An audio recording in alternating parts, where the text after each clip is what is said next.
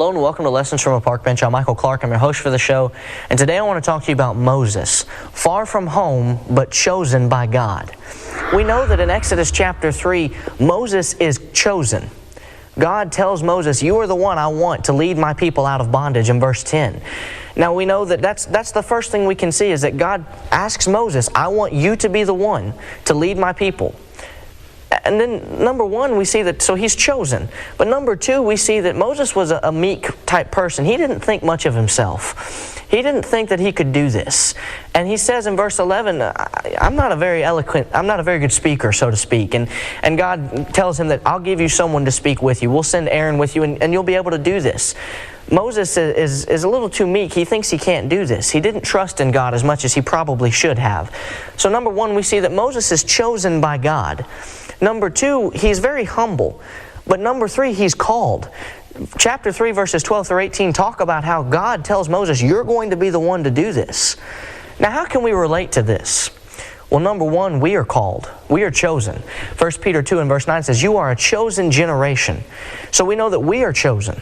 Number two, we are called. Mark 16:16. We are given the call to go out into all the world and teach every living creature the gospel. That is our call. But let's not be as meek and as down on ourselves as Moses was.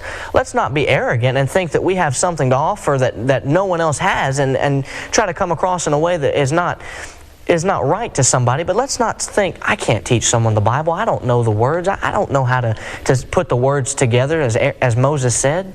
You can do great things in God's kingdom.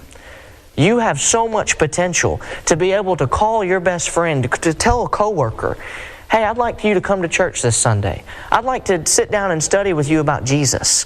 If they reject you for that, then that's their right. They have the ability to do that. But at least you can say that you're trying. Don't ever think you can't do it. You can. And I have absolute faith in you. And I want you to please have the same faith in me that I can do it, because we all have times where we think we can't do it. But we can. Don't ever think you can't. Be like Moses and be able to finally find out that you can lead people if you trust in God. I want to thank you for watching and see you next time. Selected. Focus. Do not volume. Select. Music recognition. Selected. Screen.